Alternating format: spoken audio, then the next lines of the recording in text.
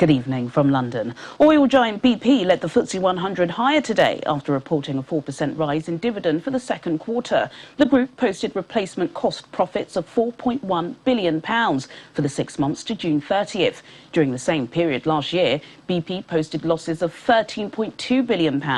For the third quarter, bosses said they expect higher upstream production, higher product demand and slightly improved refining margins.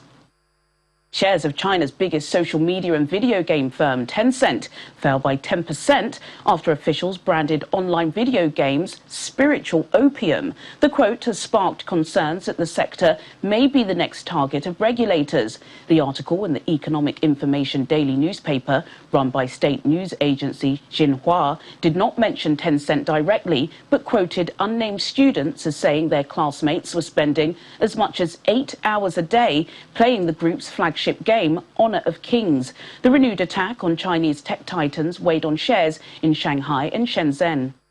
Australian airline Qantas has announced that it will furlough 2,500 staff for 2 months as a surge of coronavirus in the region and continued lockdowns has decimated demand for flights. Sydney, the location of Qantas HQ, has been locked down since June 26th. According to the most recent data, just 19% of Australian adults have been fully vaccinated. Prime Minister Scott Morrison has dismissed proposals to pay people to take the jab. Yesterday, the government unveiled a $100 million Australian dollar programme to help domestic airlines retain their staff. Employees being stood down will be given 2 weeks' notice and will be fully paid until mid-August.